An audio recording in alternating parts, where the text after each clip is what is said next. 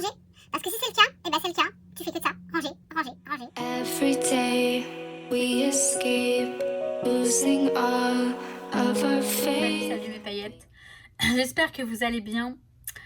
Je vous retrouve pour vous présenter une façon que j'ai comment je range mes kits de feuilles 30 x 30, sachant que j'ai trouvé des pochettes chez Rita Rita qui sont vraiment pas mal.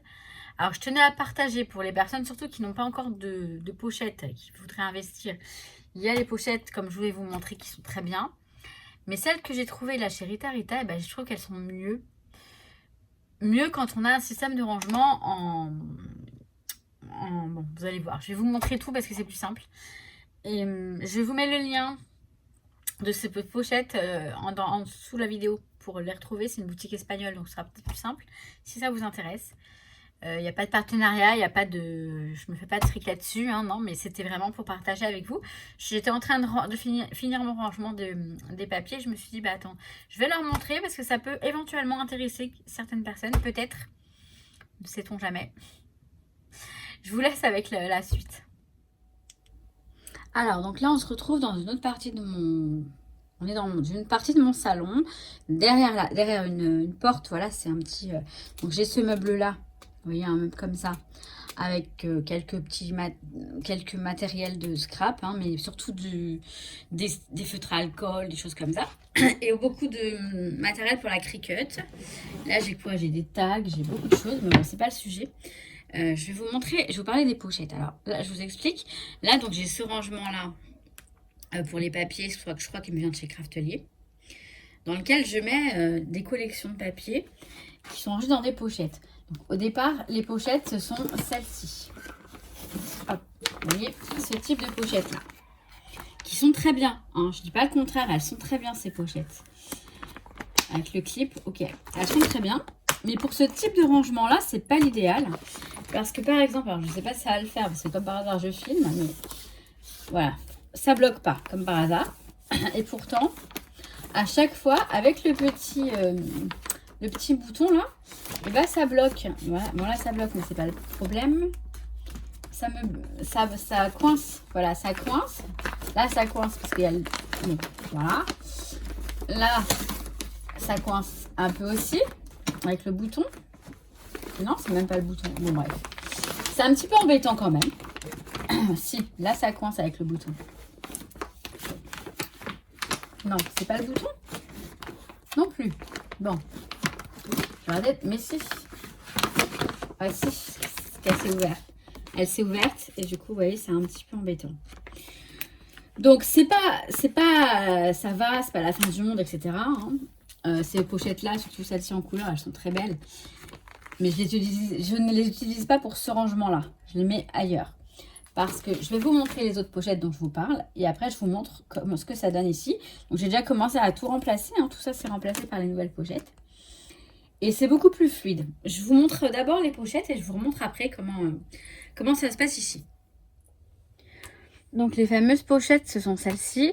Elles me viennent du site Rita Rita ou Alou Acide, les deux je crois qu'ils l'ont. Il y a 25 pochettes et j'ai payé à peu près 15 €, 14,99 € exactement. Donc voilà, ce sont des pochettes toutes simples. Je vais vous montrer ce que ça donne. Donc, elles sont rigides mais pas trop. Ça permet déjà de ne pas être trop lourd. Mais elles sont d'une bonne qualité. Voilà, pour penser aux pochettes pour ranger les tampons. Et alors, je prends mes kits de feuilles. Quand c'est rempli, parfois, ça rentre pas. Je vais voir. Si ça rentre pas, je le laisse dans ces pochettes-là. Mais en général, jusque maintenant, tout est rentré. Hein. Donc, c'est plutôt sympa. Donc là, c'est un kit un peu import de Rosy Studio, je crois.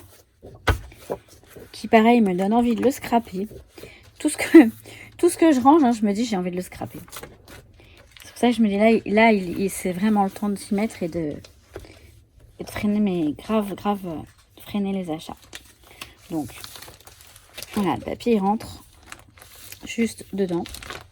Donc, c'est bien parce que c'est la taille juste, ce qui permet de pas trop déborder dans les rangements. Parce que parfois, ça passe pas dans les rangements. Donc j'ai les embellissements qui vont avec. Alors ça c'est la petite, je vais la mettre là quand même pour la reconnaître.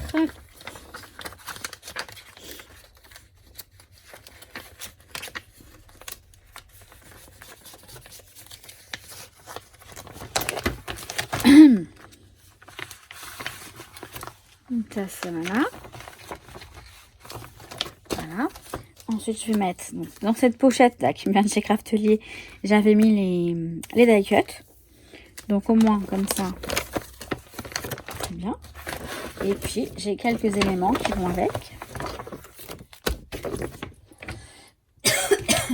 Alors j'ai les cartes Project Life, des chipboards, des puffy stickers, voilà, plein de petites choses. Tout rentre dedans, c'est nickel. Après vous avez un petit rabat là, on le plie. Et moi ce que je fais c'est que je le mets à l'intérieur.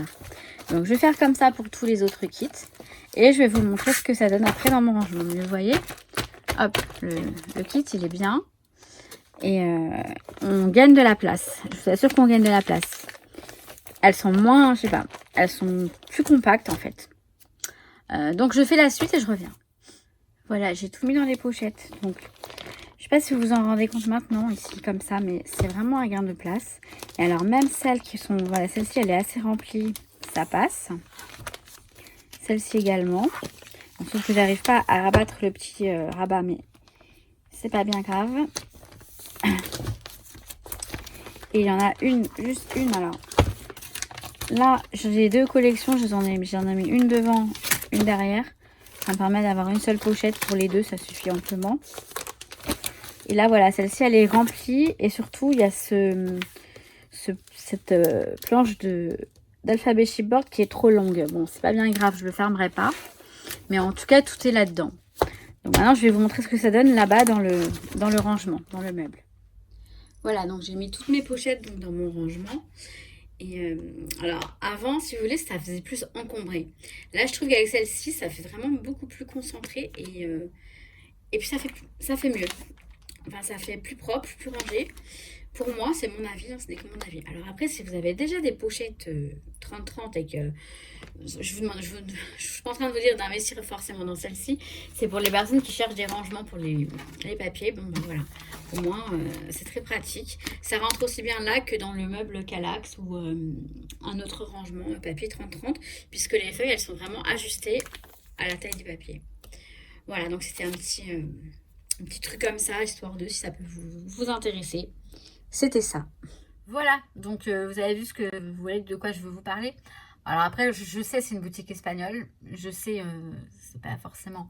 Mais bon, c'est au cas où, hein, si vous avez manqué d'idées ou de... Et que vraiment, le problème de ces pochettes avec le petit machin... Je sais qu'il y en a même avec les scratchs, mais ça n'a pas fait l'affaire pour moi non plus. Donc peut-être que ça pourra vous servir éventuellement. Enfin, peut-être que cette vidéo pourra vous servir. Je vous mets le lien hein, des pochettes dans la barre d'information.